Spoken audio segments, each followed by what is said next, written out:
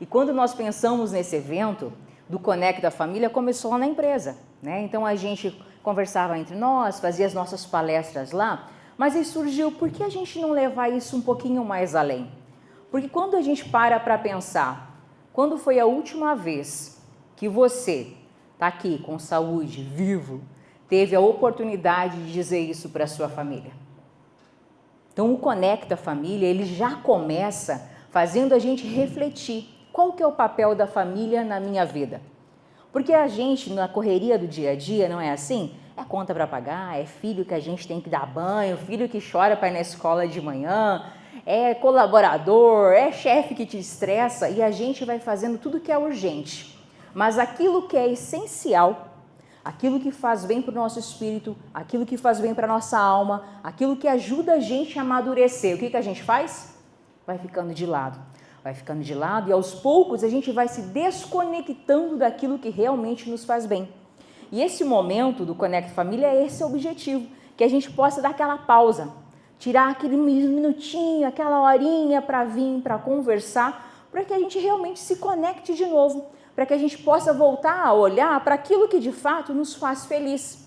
Porque muitas vezes a gente nem lembra mais. Se eu perguntar aqui para você e disser, o que te move? O que te faz feliz? O que te faz bem? Quando foi a última vez que a gente parou para pensar nesse tipo de coisa? E foi assim que surgiu o Conecta Família, para que realmente a gente tivesse esse tempinho juntos aqui. No primeiro, a gente falou um assunto bem interessante que foi, né? A gente aprender a colocar os problemas no seu devido tamanho. Aí o Riva passou aquele vídeo onde mostrava, né, o rapaz que tinha levado uma picada de uma abelha, acho que foi, né? Bravo, que estava com um beiço grande lá. E aí a gente pega esses pequenos problemas, às vezes, e faz eles tomarem conta da nossa vida completamente. A gente acaba perdendo a prioridade das coisas, aquele olhar de ver de fato e dizer, será que realmente isso é tão grande a ponto de abalar toda a minha vida? Porque o marido deixou a toalha em cima da cama? Porque o filho derrubou, né? Então a gente acaba pegando pequenas coisinhas e transformando em grandes coisas. E quando que isso acontece? Isso acontece quando a gente deu aquele passo para trás, a gente parou de olhar a vida de verdade. Então esse é o objetivo do Conecta Família. Hoje a gente vai trazer um assunto muito interessante que vai falar sobre os outros, né, Márcia? Nunca sobre a gente. A gente vai falar sobre aquela pessoa difícil. Eu não sou difícil. Meu marido está ali, com certeza vai dizer isso, meus irmãos.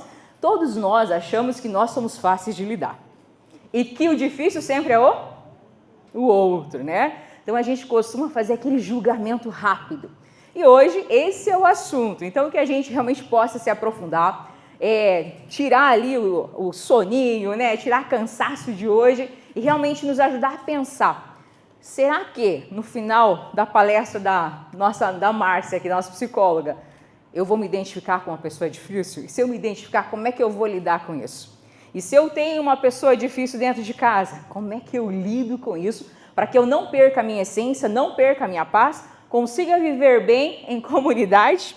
Lá no trabalho, às vezes tem aquele coleguinha de lado, né, gente? Que, meu Deus do céu, dá uma vontade de torcer o pescoço às vezes. Como que eu lido com isso? Então hoje, eu gostaria de convidar aqui a Márcia, por favor, Márcia, para trazer para a gente um assunto muito interessante, como lidar com pessoas difíceis, Márcia. Nos ajude, Márcia, por favor. Me ajude a receber, gente, a Márcia. Obrigada.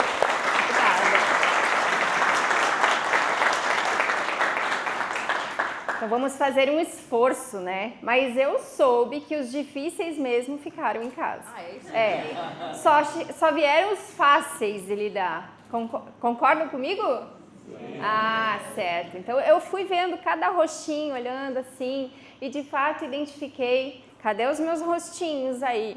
E de fato identifiquei que todo mundo é muito doce, muito carismático, muito alegre, muito feliz, muito simpático.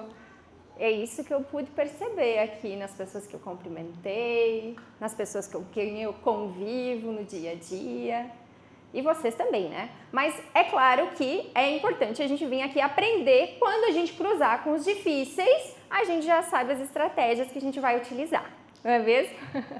Então sejam todos muito bem-vindos. Eu quero agradecer muito a oportunidade do meu grupo ISO, né, de me abrir as portas me permitir estar aqui, contribuindo de alguma forma na vida de vocês. O objetivo é que todos saiam daqui um pouco melhores do que chegaram, inclusive eu, e que a gente possa levar isso para o nosso dia a dia, na nossa vida pessoal e na nossa vida profissional, certo? Com certeza esse conteúdo vai ser interessante para todos esses campos aí.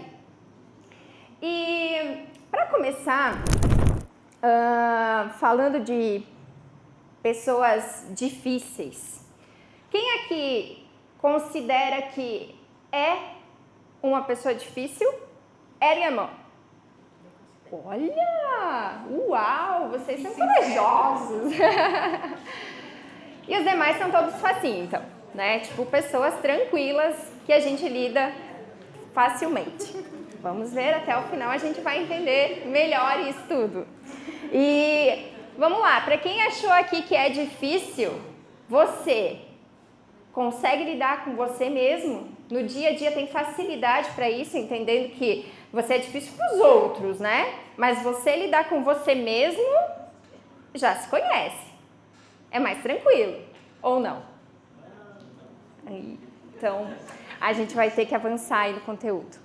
Obrigada. A proposta é justamente nós falarmos aí sobre esse universo de pessoas difíceis, né? E como esses diferentes se conectam de alguma forma. Possivelmente eu associe muito a casal, mas a gente vai falar nisso como um todo, tá? Todas as pessoas, em todos os aspectos, até porque nós temos aqui muita gente ainda solteira, né? Que não encontrou a sua parceira, seu parceiro de vida, porque a gente não pode falar metade, né? Quem aqui diz que já encontrou a outra metade da laranja? Poderia dizer que encontrou, mas a gente não deve dizer que somos metade, nem devemos ir para um relacionamento metade. Nós temos que ir por inteiro, se jogar de cabeça e fazer dar certo. E é no dia a dia, gente, é aqui, ó, na lida. Porque relacionamento é assim mesmo. Então, pode passar para mim, por gentileza? Nós vamos iniciar fazendo uma dinâmica aqui, quebra-gelo. Eu vou pedir para que vocês, que trouxeram seus familiares, seus amigos, que estão provavelmente do lado deles aí, escolham uma pessoa do seu lado ou próximo de você, ou se precisar, também pode mudar de lugar. Eu vou fazer algumas perguntas e... eu não me apresentei, né? Puxa vida, desculpa. Mas vamos fazer a dinâmica, depois eu me apresento. Nós vamos fazer essa dinâmica de identificação. Eu vou fazer algumas perguntas e você vai, se isso corresponde ao que você acredita que são características suas, você vai dizer eu. Se não for, você vai dizer ele, ou ela, ou o outro, né? Certo? Vamos lá? Então... Fiquem próximos aí para poder desfrutar da dinâmica, tá? Então, quem costuma ser o mais bem-humorado nessa relação? Que geralmente quebra aquele gelo, conta aquela piadinha, às vezes até sem graça, sabe? Você. Quem que é o outro aí? Não? É você mesmo? Tá, olha aí. E tu...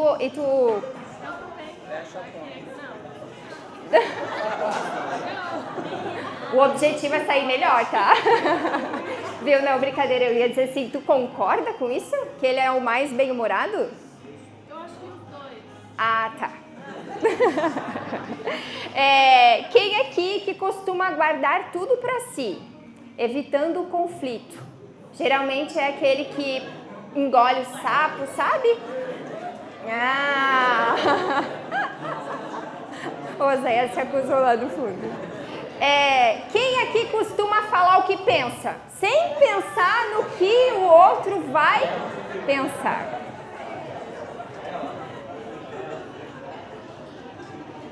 Tem que assumir, né? Que geralmente está associado ao primeiro lá.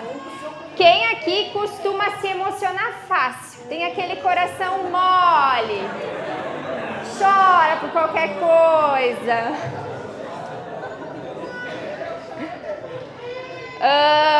Quem costuma elogiar e faz isso com sabedoria, é verdadeiro, reconhece no outro características positivas. Eu posso dizer assim também, acho isso interessante, mas sou um pouco falho, gostaria de melhorar essa característica. Legal. Quem aqui, só um pouquinho, eu fiz uma colinha aqui para ficar mais fácil. Quem aqui costuma presentear pessoas sem que seja uma data especial? Lembrei do fulano, ai, vi esse chocolate, fulano adora esse chocolate, vou levar para ele, vou fazer uma surpresa. Se não, fica a dica, né? Quem que gosta, desculpa, não é gosta, quem que costuma abraçar, que vê o outro tem que abraçar, e aquele abraço apertado, carregado, sabe, chega a dar um estrucão. Quem é mais falante, comunicativo, não para de falar e fala com as mãos? Muita gente aí, ó, já temos muitos palestrantes também. Quem costuma ser observador? Chega no lugar, analisa tudo, depois começa a interagir e sente segurança para avançar. Geralmente não é aquele comunicativo que fala com as mãos, certo? Quem que se irrita facilmente quando as coisas estão desorganizadas, seja em casa, seja no trabalho. Quem é aquele pacificador que sempre vamos calmar, vamos pensar, não vamos levar essa briga para frente, vamos resolver isso daqui. Tem muitos aí, né? Os conselheiros. Quem é o racional? Que geralmente é o razão, pouco emoção. Então os outros devem ser a emoção. Os que ergueram a mão da razão, os outros devem ser a emoção. Ou seja, mais emotivos, que foi aquela primeira pergunta, uma das perguntas que eu fiz aqui em cima, né? Que se emociona mais facilmente, que a gente fala assim, que de fato é uma pessoa coração, não que o outro não tenha, mas essa pessoa, ela tem um sentimento e é possível de se observar assim mais facilmente. Ok, então muita gente se identificou com muita coisa aqui, né? Muitos, inclusive, mais se identificaram do que identificaram no outro. Esse público tá legal, hein? Vamos trabalhar muita coisa aqui hoje à noite. Então, obrigada aí, pessoal. Vamos para a apresentação, então. Para quem não me conhece, né? Muitos aqui me conhecem. Tenho muitos amigos aqui, gostaria de agradecer a presença, pessoas que passaram pela minha vida e que continuam fazendo parte de alguma forma da minha trajetória, empresas por onde eu já trabalhei, vizinhos que eu já tive, então considero que sou uma boa vizinha, né? Olha aí, já posso acrescentar na minha lista de coisas boas que fazem parte do meu eu, que eu sou uma boa vizinha. Que sou uma boa colega, talvez, de trabalho, né? Por estarem aqui também prestigiando. Então, é uma alegria muito grande ter vocês aqui e todos que fazem parte da nossa família, que fazem parte da nossa empresa, os nossos colegas, seus familiares, pessoas do grupo de oração, agradeço também a presença.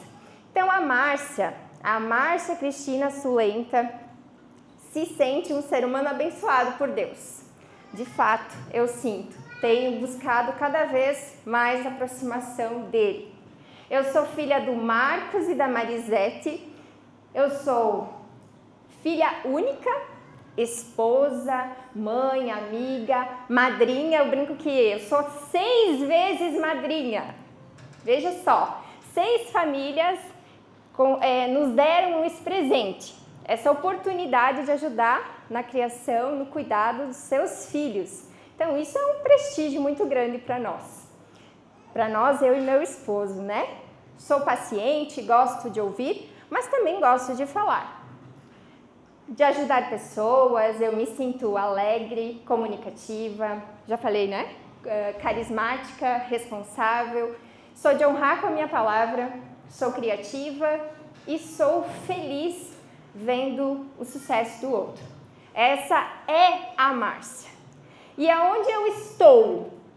Eu estou no momento sendo psicóloga, né? Então, eu atuo nessa profissão já fazem 12 anos, também como analista de perfil comportamental, e eu gosto sempre de frisar por que eu estou. Porque quando a gente escolhe uma profissão, isso não significa que a gente vai fazer isso a vida inteira. Quantos médicos, a gente ouve falar muito comum, né? Médicos que perdem o seu título porque negligenciam, fazem algo errado, enfim, tomara Deus queira que eu possa seguir até o fim da minha vida, né? Na minha profissão. Mas é algo que a gente não sabe. Ou vai saber se eu decido fazer outra graduação e seguir outra profissão. Então, esse meu estar pode mudar. Agora, o que eu sou de fato é meu. E eu carrego há muitos anos e eu vou carregar pelo resto da minha vida. Não existe ex-mãe, né? E eu não quero ser nunca uma ex-esposa. Não vou ser ex-filha. Então, são coisas que, de fato, me representam. E aí eu pergunto, quem é você? Você saberia descrever? Confesso que há alguns anos atrás eu não sabia todas essas características colocar no papel. Mas aí a gente vai andando, a gente vai vivendo e a gente vai pensando o que resulta das nossas experiências. E muito disso é o que de fato a gente é, isso permanece. Então vamos lá, vamos conhecer aí o nosso conteúdo da noite, Cris. Vocês já ouviram, com certeza, isso não é novidade para ninguém. Todos somos seres únicos, irrepetíveis. Você pode ir para qualquer lugar do mundo, você nunca vai encontrar alguém igual você. Nem os gêmeos univitelíneos, né, são iguais. Embora fisicamente muito semelhantes, ainda assim nas suas características, nas suas vivências muito diferentes. Aí muitos pais dizem assim, mas como pode meu filho sair tão diferente um do outro? A mesma criação, os mesmos ensinamentos. Nossa, a gente foi muito igual com eles. Os dedos da mão, todos diferentes. Da mesma forma os filhos, nenhum igual ao outro. Embora o contexto possa ser o mesmo, aquilo que a gente sente, aquilo que a gente vive é muito individual. Até porque esses filhos vão para o mundo, vão para a escola, vão viver em outros universos, né? Conviver com pessoas diferentes e essa identidade vai se construindo. Por isso, cada um na sua individualidade e com suas diferenças. Então, nós somos feitos de histórias, né? De emoções, de valores. A nossa forma de ver o mundo, ela é muito única. Ninguém sente, ninguém reage, nem comunica da mesma forma, mas a gente busca modelar as pessoas que a gente se inspira. Aquelas que nos são influentes, a gente busca modelar. A gente pode até ficar parecido com eles, de certa forma, mas nunca iguais. E isso é o que nos torna, de fato, especiais, por sermos, né, únicos e irrepetíveis. Então, alguns são racionais, a gente viu aqui, outros emocionais. Uns expressam amor com palavras, outros com atitudes, outros ainda em silêncio, ainda assim amam. Há quem precise de abraços, mas tem aqueles que preferem que mantém a distância. E que aos pouquinhos eles até vão se abrindo, mas inicialmente, se você fizer isso, você assusta. E essas diferenças não são defeitos, veja, são expressões da nossa individualidade. E tá tudo bem. Quem aqui conhece o livro As 5 Linguagens do Amor? Uau! Bastante gente. Quem ainda não leu, não teve oportunidade, eu super recomendo. Eu diria que é um livro que a gente pode ler mais de uma vez. Ele é super atual e com certeza restaura amizades, casamentos, porque é incrível a gente obter esse conhecimento. Tem gente que ao longo de um casamento de 30 anos ainda não conhece a linguagem do amor do cônjuge, a sua primária, né? Aquela que ele tem mais necessidade de ser atendido. E não se importa em saber, em querer conhecer de fato e se moldar para atender. Mas vamos entender, então quem aqui já conhece vai poder ajudar a relembrar, mas quem não conhece é uma oportunidade. A primeira das linguagens são palavras de afirmação.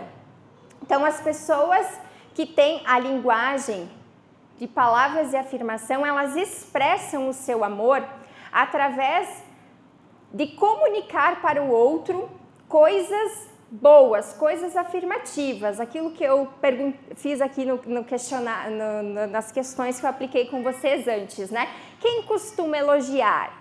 Então, pessoas que elogiam, que conseguem ver pontos positivos no outro, características boas. E aí, assim, gente, começa nós identificando muitas vezes fisicamente.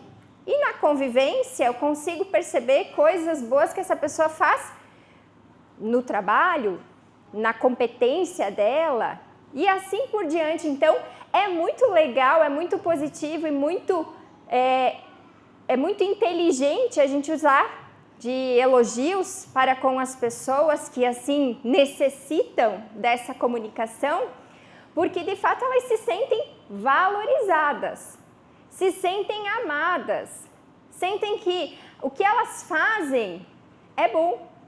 Então, e como elas muitas vezes, né, aspecto físico, da maneira como elas se vestem, é algo legal, é algo que está muito bem, está adequado, vamos dizer assim, né? Então, veja, frase simples aqui que eu estou trazendo, né? Admiro o que você faz, mas é importante que a gente seja um pouco mais profundo. Aquilo que você faz fica muito aberto, né? Mas se eu disser assim, nossa, eu admiro muito a maneira como você aborda as pessoas. Nossa, você é incrível nessa parte de conseguir detectar o cliente, a necessidade dele, você faz isso muito bem, né? Aí você parabeniza essa pessoa, uau, não esperava, né? Nossa, como você é uma pessoa que presta atenção nos detalhes, tudo que você faz com muito capricho, muita dedicação, isso é muito teu. É uma identificação que tu está fazendo muito específica daquela pessoa. Então, a gente tem que trazer coisas bem pontuais, porque a gente tem que ser verdadeiro. Não adianta sair aí elogiando todo mundo assim ao léu, né? A gente precisa, de fato, encontrar elogios sábios, elogios verdadeiros. Então, o oposto disso, ou seja, o sarcasmo, ele sempre vai ferir profundamente a pessoa que tem essa linguagem aqui como principal. Ou seja, quando você não elogia, quando você não consegue chegar nela dessa maneira, comunicando, essa pessoa sente a falta, ela não se sente amada. Imagina isso num relacionamento amoroso. Você não receber elogio, a pessoa nunca te olha de verdade e consegue dizer, nossa, nunca reparei como são lindos os teus olhos. né? Olha só, aquela coisa assim, de maquiagem você é linda, mas sem você é na essência. Tua natureza é maravilhosa. Então, assim, são coisas que no dia a dia a gente tem que ir começando aos poucos, é claro, para não assustar, né? Quando a gente não tem e a gente traz isso assim avassalador, também não é legal. Por quê? Pode dar conflito. Ou seja, já tem um conflito, o conflito fica maior ainda, ao invés de resolver, de a coisa ficar boa, então a gente tem que ir com doses homeopáticas. A segunda linguagem do amor é o tempo de qualidade. Conforme eu vou falando aqui, vocês vão estar se identificando ou identificando pessoas na casa de vocês, na família ou mesmo seus colegas aí que convivem no dia a dia de trabalho. Quando a gente demonstra amor dando atenção total, exclusiva à pessoa, sem ter celular na mão, consegue? Sem ter televisão, sabe aquela coisa? Não, mas a gente passa o tempo todo junto em casa, um do lado do outro, a gente assiste aquele programa, o programa inteiro, domingo inteiro, sabe? CSI ou Criminals, não sei, enfim, eu já fiz isso na vida. Aí passa o final de semana inteiro com a pessoa, mas não trocou uma palavra. Que graça tem isso, né? Então, é quando, de fato, a gente tem essas interferências, a gente tem o excesso de informações chegando ali do celular, ali da TV, ali do qualquer outro estímulo, mas não o da troca, o do tempo de qualidade. E aí a ausência, então, a desatenção que é dada à pessoa que tem essa necessidade, ela sente um desamor muito grande. A terceira linguagem do amor é a de presentes. Presentes não necessariamente significa valor, custo, que tem que ser presentes caros. Mas o fato de lembrar da pessoa, aquilo que eu falei antes na pergunta, comentei. Quem aqui consegue identificar algo, desculpa, que o outro gosta e pensar, acho que fulano ia adorar receber isso, e surpreender, seja, gente, uma flor coletada lá no jardim do vizinho, seja um doce que você sabe que a pessoa gosta, seja um livro que você viu lá e identificou, esse aqui seria muito bom para o fulano, né? Que eu sei que ele gosta disso. E assim por diante, né? Muito se presenteia, mas muitas vezes não se vê sentido no que se dá de presente. Então a gente tem que lembrar que eu estou presenteando o outro. E o que é importante para o outro? É isso que nos traz aqui. Então, seriam esses gestos, né? Essa lembrança. E aí, o que eu disse, não tem a ver com o preço, né? Mas o valor de receber e o valor que você dá para aquele gesto. Então, isso faz com que a pessoa, de fato, seja lembrada. A quarta linguagem do amor são os atos de serviço. Talvez aqui muitas mães vão se identificar, porque é um ato muito presente nas mães, mas não é regra, tá? Mas sabe aquilo de preparar coisas, de cuidar de uma comida que o filho gosta, que o esposo gosta, de assear a roupa, de limpar a casa, deixar tudo bem organizado. Alguém se identifica? De fazer isso para os outros, para receber as pessoas que vão chegar na tua casa, seja a tua família ou seja teus convidados, né, teus familiares, vínculo de amizades. Quem aqui se identifica aí com essa linguagem? de receber. Ok, também. Então a gente vai se identificando no que a gente gosta de fazer e no que a gente gosta de receber. Para essas pessoas, ações, vejam, falam mais que palavras. Então são atos. Essa linguagem, ela é representada em atos. Eu faço coisas para agradar, certo? E quando negligencia isso, então a gente sente uma indiferença, ou seja, puxa, a pessoa sabia que eu ia vir aqui, ela não fez nenhuma comida que eu gosto, botou tempero em tudo e eu não gosto. Sabe aquela coisa, já ouviram falar que tem as sogras que fazem isso? Quando o namorado vai a primeira vez na casa da namorada?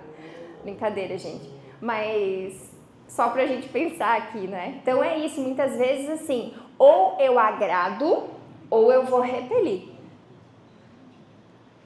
Certo? Ou seja, não quero mais ir lá na casa daquela pessoa. Morri de fome, não tinha nada que eu gostasse. Por quê? Porque sabia que eu não gostava daquilo e fez aquilo. E a última linguagem do amor, e não menos importante, é o toque físico. Aquilo também fez parte aqui daquelas perguntas.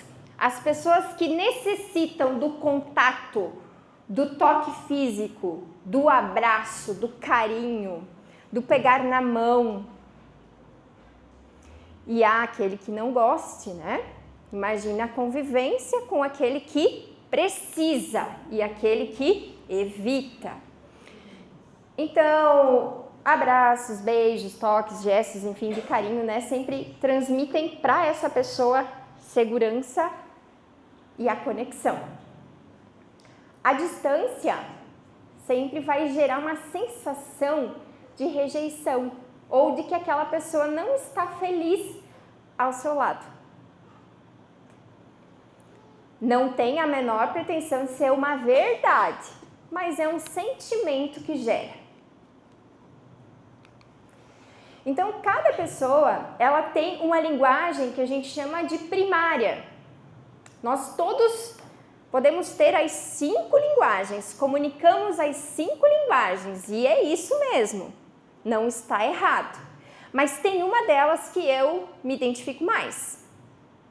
E assim vai diminuindo até ao que eu me identifico menos, ok? E às vezes aquela que eu me identifico menos é a primeira da pessoa que eu mais convivo.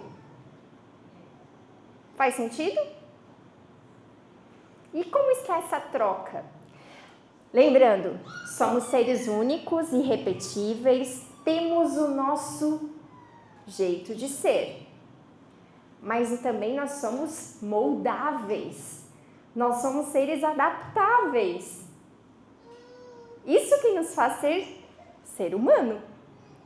Por isso que quando eu sou anfitrião, vou receber pessoas na minha casa, e a pessoa que vai chegar comunica na linguagem 5 e eu comunico na 1. Como que eu me porto para receber essa pessoa? Do meu jeito, que está vindo na minha casa, ou para agradar essa pessoa eu vou tentar me performar para conseguir satisfazer ela, que ela se sinta bem na minha casa, eu vou tentar comunicar na linguagem dela. O que vocês acham? Podem falar. No meio termo? Não dá também para mim mudar tanto? Tá bom. Olha, a dica é, quando eu for receber na minha casa, a pessoa responsável pelo molde sou eu. É claro, tendo esse conhecimento. Quando eu sei disso, eu sou o detentor do conhecimento. Eu me permito essa mudança. E, claro, é bem natural do ser humano que quando ela for anfitriã, eu vou esperar o mesmo, né? Mas se ela não souber das 5 linguagens do amor, talvez ela não consiga me atender, me recepcionar da mesma forma. Mas é isso, gente. O que faz a gente desenvolver isso? Inteligência emocional, de fato, né, conhecimento, nós nos tornar cada vez mais sábios e viver de relacionamento, né? Ter contato, convívio com pessoas que vão me fazer ser uma versão melhor de mim mesmo todos os dias. Buscar essa capacidade de desenvolver. Então, os conflitos, geralmente eles vêm quando acontece essa comunicação, onde eu comunico na minha linguagem e o outro tem uma linguagem diferente e a gente não está se entendendo. Nenhum está fazendo um esforço, não há flexibilidade. Dá o quê? Embate. Não vai dar certo. Vai haver rompimento de quê? De relacionamento, seja ele de amizade, seja ele de relacionamento afetivo, casal, enfim, tudo é possível, né? Então, quando nós aprendemos a falar a língua do outro, a gente vê que, de fato, os relacionamentos, eles se transformam. É aqui que eu digo para vocês que os casamentos, eles podem ser restaurados. As amizades também podem ser resgatadas. Por quê? Porque eu vou lá e me humilho também no sentido de dizer, eu aprendi isso e eu estou disposta a mudar para ser melhor nesse relacionamento. Se valer a pena, é claro, né? Então, a empatia, todo mundo sabe o que é empatia? A capacidade de se colocar no lugar do outro. Então, quando eu tenho essa capacidade, quando eu escuto as pessoas, eu compreendo, né, o que eu preciso de fato, em vez de apenas reagir. Às vezes as pessoas elas não param, não refletem, não fazem uma reflexão, né? E aí elas saem agindo sempre, reagindo. Agora a gente vai falar um pouquinho de personalidade, tá? Então, a personalidade, de fato, ela traz consigo características tanto comportamentais, como as nossas emoções, os nossos valores e aquilo que a gente já viu, né? Que nos torna únicos. A diferença que eu estou trazendo aqui para vocês é que a personalidade, então, ela faz com que a gente tenha, aí eu brinco, né? Um jeitinho ou um jeitão, né? Que é muito único. E a personalidade, ela vem de uma construção, desde lá da nossa infância, como a gente foi criado, também tem relação com a genética, então tudo ela sofre uma influência de várias coisas e da experiência da vida, do livre-arbítrio, enfim, de tudo isso. Então, com o passar do tempo, a gente amadurece e a gente percebe que muitas coisas que a nossa família viveu, já ouviram falar de repetição de ciclo, né? Quando esse ciclo não foi aos nossos olhos bom, eu não quero repetir. Mas em algum momento eu me vejo fazendo exatamente aquilo que eu não queria reproduzir. Já aconteceu com alguém aqui? Ok? Isso é muito comum. Talvez por aquilo que a gente de fato experimentou. Né? Tem essa tendência natural de nos puxar para as nossas raízes, para aquilo que a gente já viveu, já experienciou. Mas aquilo que eu disse do livre-arbítrio é o que nos permite, então, fazer melhor e diferente. Porque não existe uma personalidade errada, também não existe a melhor ou a pior, existe a de cada um. E eu trouxe aqui para compartilhar com vocês alguns tipos de personalidade que com certeza vocês já ouviram falar. Aqui a gente não vai abordar elas de maneira associada a uma patologia, a um transtorno psicológico, mas a gente sabe que quando isso não é identificado, muitas vezes, e essa pessoa ela não tem controle sobre os seus comportamentos, acaba que, de fato, isso excede e essa pessoa né? Tem-se a orientação de que ela busque um tratamento, mas a gente vai falar ao longo mais. Então, eu vou passar assim de uma maneira bem branda para não ficar cansativo para vocês. Mas quem já ouviu falar da pessoa que tem personalidade narcisista?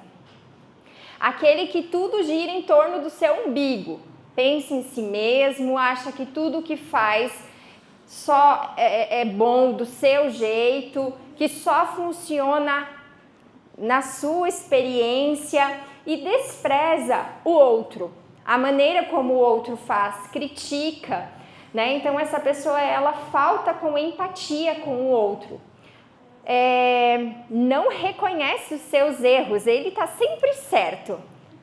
Eles brincam assim, na relação, um está sempre certo e o outro é o homem. Já ouviram isso? Não, brincadeira, né? Mas tem de tudo, né? A gente ouve de tudo. Depois eu vou compartilhar com vocês uma história que eu gosto muito, que faz justamente a gente ter esse entendimento, né? Do quanto a união das vidas, ela é um medo que se tem. Mas depois eu falo. Então, como que eu vou lidar com essa pessoa que é narcisista? Eu tenho que ter limites claros, eu não posso deixar com que ela, né, ache que só ela faz as coisas. Eu também preciso mostrar para ela que eu, né, tenho, vamos dizer assim, você não pode deixar ela tomar conta, tá? E nunca entre em disputa de ego, não vale a pena, porque ela vai estar sempre certa. A personalidade controladora. Então, essa pessoa, ela gosta de ter o comando de tudo. Tudo ela que decide, tudo ela que coordena. Ela geralmente sente muita insegurança, por isso que ela quer tomar posse, né? Costuma ser muito organizada, muito perfeccionista. Muitas vezes isso vem de comparação, lá da infância. Sabe, 2 filhos? Quando um é visivelmente extrovertido e o outro é muito quietinho, muito introvertido, e os pais às vezes, né, na ideia de a gente erra tentando acertar, aí fala assim, por que você não é que nem o teu irmão? Meu Deus do céu, você é muito quieto, você não abre a boca. Ele fala, ele sorri, ele é alegre, ele é espontâneo. Você sempre calado, sempre recuado. Esse filho vai ficar o quê? Cada vez mais reprimido, cada vez mais isolado. Então a comparação nunca é bom. Nunca é bom, tá? E aí essa pessoa pode ir lá na vida adulta ser essa controladora. Gente, esses dias eu fui num lugar, vou contar pra vocês. Foi uma situação tão chata. Tinha uma senhora e um senhor numa loja que eu estive. E ela dizia assim, não pega isso daí, não quero isso daí. Esse aqui, ó, esse aqui que é bom. E ele não podia abrir a boca, sabe? E na hora eu pensei, nossa, coitado, ele veio pra quê? Será que é um motorista? Tipo assim, veio só pra trazer ela? Porque olha só, ainda se for, ela pelo menos é dependente dele, que é um motorista, né? Porque senão ela é tudo, ela é a motorista, ela é a esposa, ela é... Enfim, e me chamou a atenção porque vocês sabem que biblicamente fala a questão da mulher, né, sábia e da submissão. Muita gente não entende isso, mas quando a gente aprofunda no conhecimento, a gente entende que essa submissão, ela é positiva. A mulher, ela mesmo que ela manda em casa, na rua não precisa aparecer. Fica feio, coitado dele, né? Não pode nem mostrar que ele é o galo. Não dá, ela não deixa. Então, brincadeiras à parte, mas tudo tem um fundo de verdade. Nós precisamos nos colocar no nosso lugar de mulher sábia e saber que esses excessos não é legal. A gente fica mal vista, né? Então, voltando para cá, o desafio, então, que essa pessoa é muito invasiva, ela é muito impaciente, muito autoritária. Para lidar com essa pessoa, a gente precisa delegar com clareza, mostrar confiança e definir limites com firmeza. Então não dá para deixar tudo por conta dela. Delegue, divida as responsabilidades. O homem se posiciona, assuma e realmente pratique, senão ela vem e toma, né? E eu não digo só ela, eu tô falando, brincando aqui, mas a gente sabe que tem controladores, essa personalidade em todos os sexos, né? Personalidade passivo-agressiva. Então é aquela pessoa que ela evita o confronto. Tu não vê ela discutindo, você não vê ela se manifestando, mas nos bastidores, sabe? Aquela que sempre tenta botar uma lenha na fogueira, que tem muita ironia, né? Então ela geralmente assim se dá por esquecida de algumas coisas. Então essa pessoa, tu tem dificuldade de ler ela. Você tem que ter bastante convívio para você conseguir de fato detectar isso. Porque olhando assim é muito passiva, mas no fim o que ela faz se torna agressivo. Porque fere a honra do grupo, seja isso no trabalho, seja isso na família. Família, eu digo família maior, né? Sabe aquele encontro de final de semana, cunhados, cunhadas? A gente ouve falar muito dessas desavenças que começam, talvez, assim, embaixo do pano, como a gente fala. Então, como que a gente lida com isso?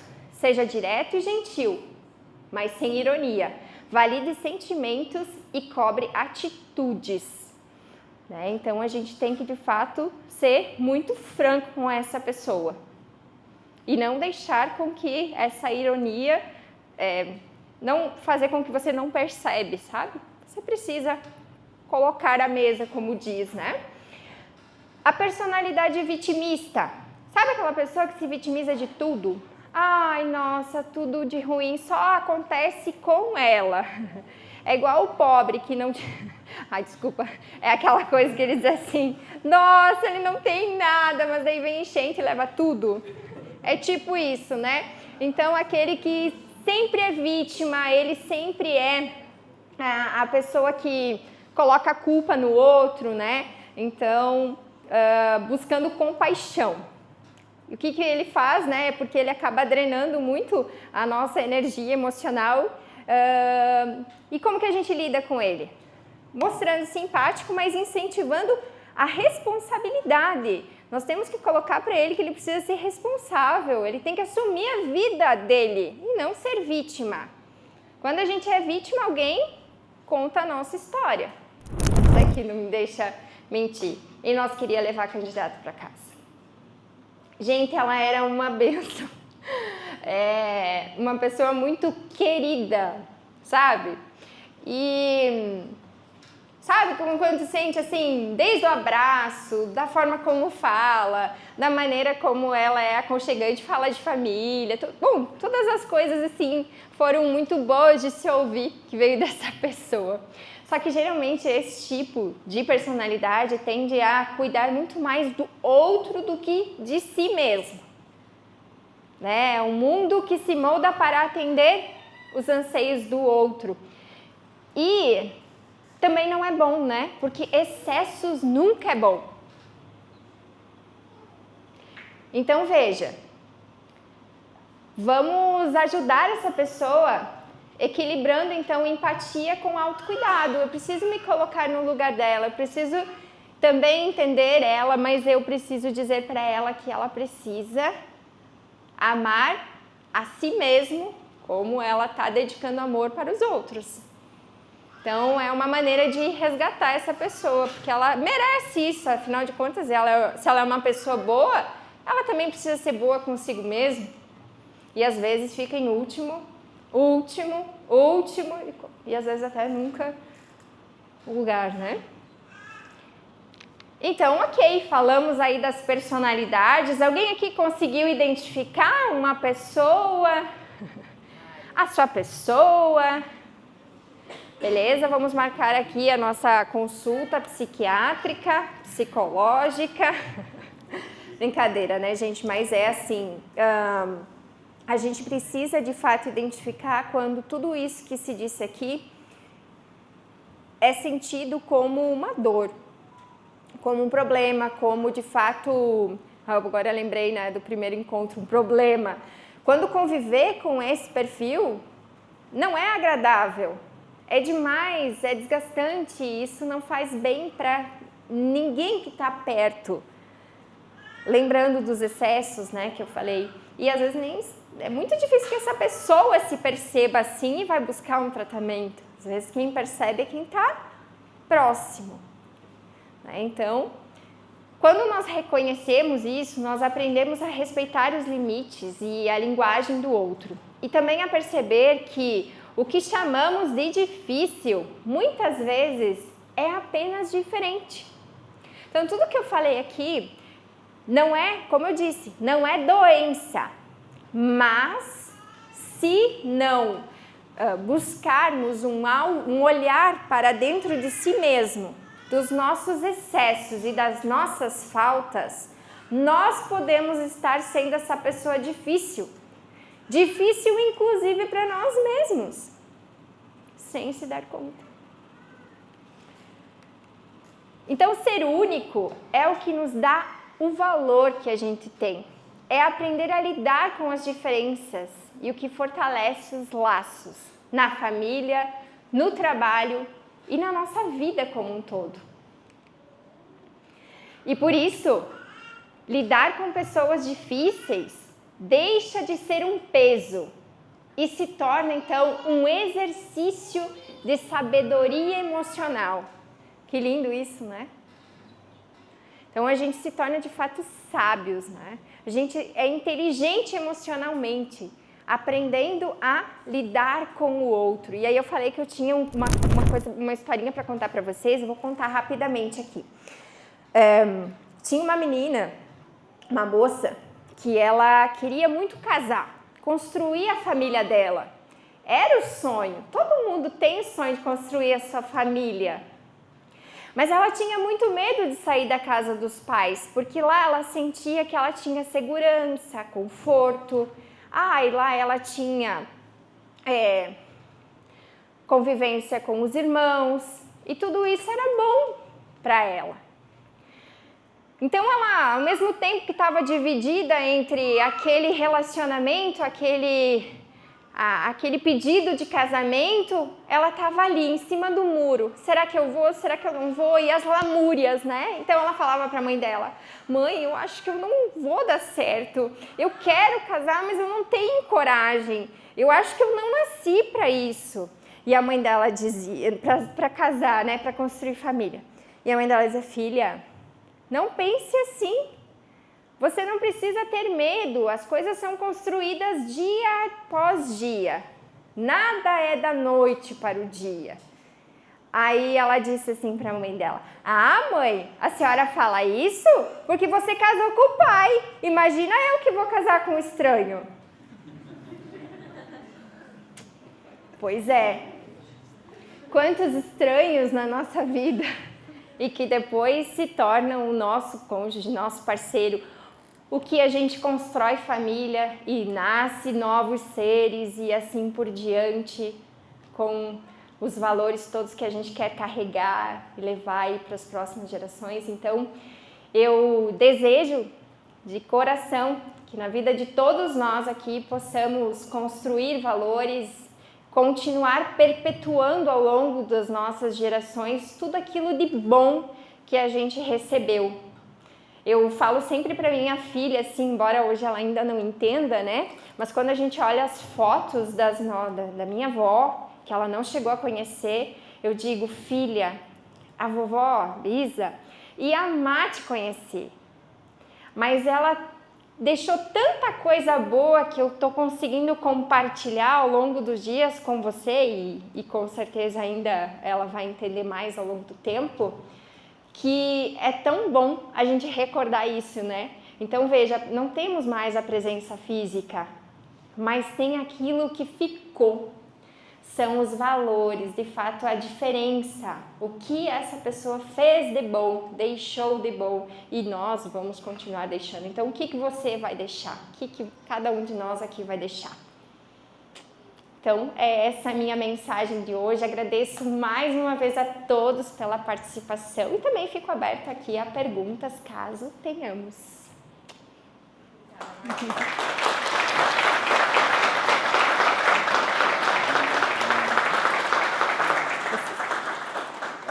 Obrigada. Parabéns, Márcia. Assim, normalmente, eu não sei se todo mundo pensa assim também, mas às vezes você tem alguém que realmente está no excesso, né? Então, muitas vezes são pessoas que estão muito próximas de você. Qual é a forma mais correta de? Porque eu não posso dizer, vai se internar, né? Vai procurar um psiquiatra, isso gera um problema muito grande. Como você, como uma psicóloga, uma pessoa da área, instrui a pessoa que percebe no outro a necessidade de um tratamento? Como a gente gerencia isso? Então, se essa pessoa for um familiar, é muito, eu diria assim, a gente tem que ter um pouco de cuidado, porque pode ser invasivo e, de fato, nos afastar. Então, querendo o bem para aquela pessoa, a gente precisa se aproximar aos poucos. Muitas vezes não vai ser na primeira conversa que você vai dar o teu aconselhamento. Mas é importante sim, quando você gosta verdadeiramente daquela pessoa e você quer o melhor para ela, você precisa perguntar. Talvez assim, perguntas é a melhor forma de fazer a pessoa trazer a consciência como ela é ou como os comportamentos dela estão sendo percebidos. Então a gente pergunta: como costuma ser o teu relacionamento no teu trabalho? Como que é lá na tua empresa? Você já recebeu algum feedback, né? Falando de empresa agora, né? Perguntando para essa pessoa no cenário empresarial. Você já recebeu algum feedback do teu líder? Vocês falam sobre comportamento? Já te falaram alguma coisa sobre algum comportamento teu que talvez possa não estar sendo adequado? Enfim, sabe, perguntas vai fazer com que a pessoa vai se dando conta. Porque a gente chegar e dar o veredito não cabe a nós, né? Aquela coisa, o que é certo, o que é errado, é o nosso ponto de vista muitas vezes, né? Mas é sempre importante que a gente sim busque ajudar essa pessoa. E se for no trabalho, aí pensando agora, você é gestor, você é líder, você é pai, você é mãe, que também é liderança, aí sim, você precisa estar mais atuante. Feedback é uma oportunidade para isso. Nós queremos o bem daquela pessoa, então nós vamos ter que muitas vezes ser franco.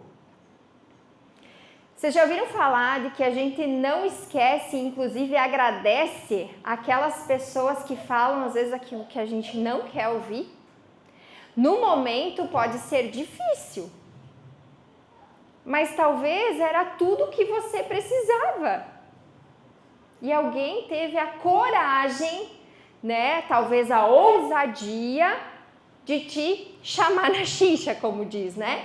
Dar a fala correta, porque talvez muitos passaram pela sua vida, muitas lideranças, você já esteve em vários lugares, mas nunca ninguém te disse que aquilo que você faz, a atitude que você tem, compromete os teus resultados, te impede de crescer, e você que quer ir longe, quer ser grande, mas precisa melhorar comportamento, que é básico.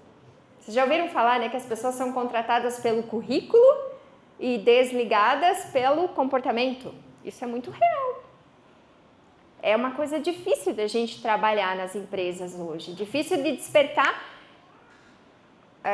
consciência nas pessoas. Cetocômetro, né, que está desviando daquilo que é o correto. Não sei se respondi a tua pergunta, mas então é isso. Quando for um familiar ou uma pessoa amiga, prudência.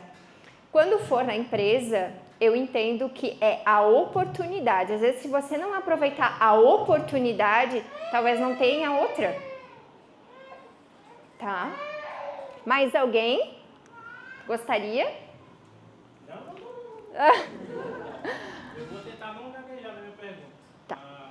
Eu sei que quando a gente cresce, a gente muda a nossa personalidade. Só que depois de grande, é possível mudar ou só é possível ter a melhoria em si e não mudar de personalidade? Porque até onde eu vi, nem todas as personalidades são boas. E a maioria tem mais coisas ruins, digamos assim, do que coisas boas. Então, não tem uma personalidade de fato boa, mas uma mediana, não sei. Sim, na verdade aqui eu trouxe para contextualizar as personalidades que a gente tem mais comuns, né, no nosso dia a dia, mas não são somente. E é isso que você perguntou, então eu poderia te dizer que ninguém muda, né, de água para vinho, aquele ditado vale. Porque a nossa personalidade, ela pode ser moldada. A gente usa a fala de performance e é super adequado, principalmente no mundo profissional, porque é isso, é buscar a melhora contínua de nós mesmos. Muitas vezes eu preciso ser conscientizado, me abrir e entender que preciso e aí sim buscar as melhorias. Mas nunca eu vou ter uma personalidade assim, tipo o inverso, né? Ou seja, você é uma pessoa extremamente introvertida, mais isolado, que busca de fato estar lá no teu cantinho e aí amanhã, né, daqui um ano você é extremamente extrovertido, tá lá no meio de todo mundo, falando pelos cotovelos. Não vai ser, porque não é a tua natureza. Tu pode ser mais social, tu pode interagir mais e isso é bacana quando você tem essa evolução. Mas entende que não iria ser você? Porque é o oposto, né? Mais alguma pergunta? Respondi? Tá. É legal quando a gente faz as devolutivas de DISC, a gente fala justamente sobre isso, sobre o nosso poder que nós temos, cada um de nós tem dentro de si, de evoluir, de moldar o nosso gráfico de comportamento de acordo com aquilo que eu quero para mim, com base no que eu ouço, no que eu recebo de feedbacks, mas que também seja coerente. Exatamente, senão não é sustentável. Posso ajudar em mais alguma pergunta? Fico à disposição, tá? Faço parte então do grupo ISO. Quando vocês, familiares, enfim, quiserem vir conhecer o nosso espaço, amigos, serão sempre muito bem-vindos. Tá bom? Muito obrigada. Uma salva de palmas, gente, por favor. Obrigado, Márcia. Obrigada. Muito bom, gente. E aí? Quem que fez uma listinha assim, que passou mais de um nome, pelo menos, na cabeça de terceiro aí? Vamos ver. Sessão Sinceridade. Levanta a mão, vamos ver. Que durante as 10, pelo menos assim, ó, 2 pessoas que não foram você olha, acho que é aquele, acho que é esse. Você conectou em 5, com você mesmo. E quantas dessas características você conseguiu identificar em você? Quero te convidar a você a ficar de pé, a gente encerrar a nossa noite. Te convidar você a fechar os seus olhos. Pedir para a Cris achar para a gente, Cris, por favor, um solo. Eu quero convidar você agora a realmente fazer aquilo que está no teu alcance, no meu alcance. Eu não tenho poder sobre os outros, mas sobre mim está um pouquinho mais perto. Nem sempre damos conta de fazer tudo aquilo que queremos.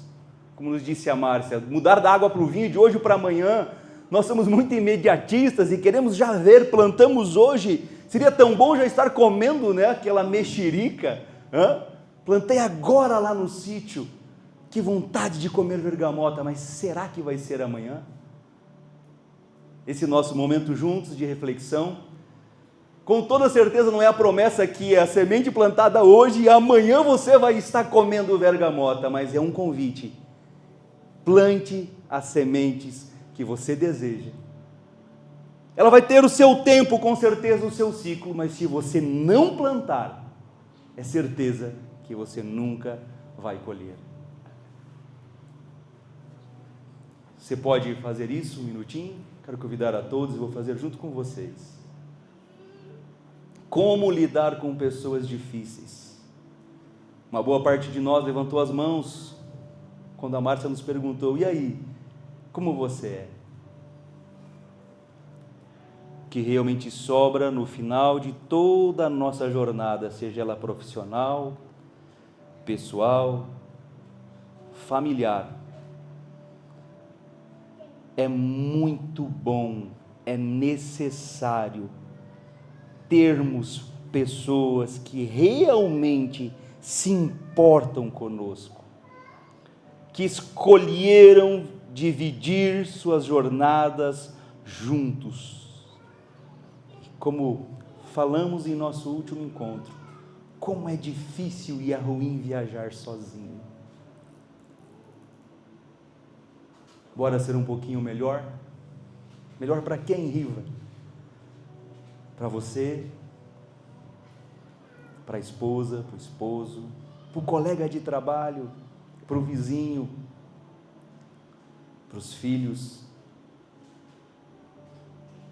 para os pais, que talvez já não estão mais tão próximos, mas também são tão importantes.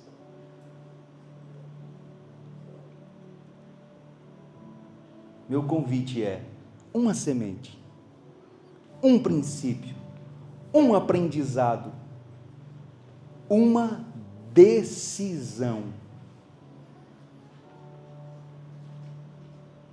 no que eu serei melhor a partir de hoje. O que vou levar para casa desta 1 hora que estivemos aqui, para plantar, regar e colher frutos.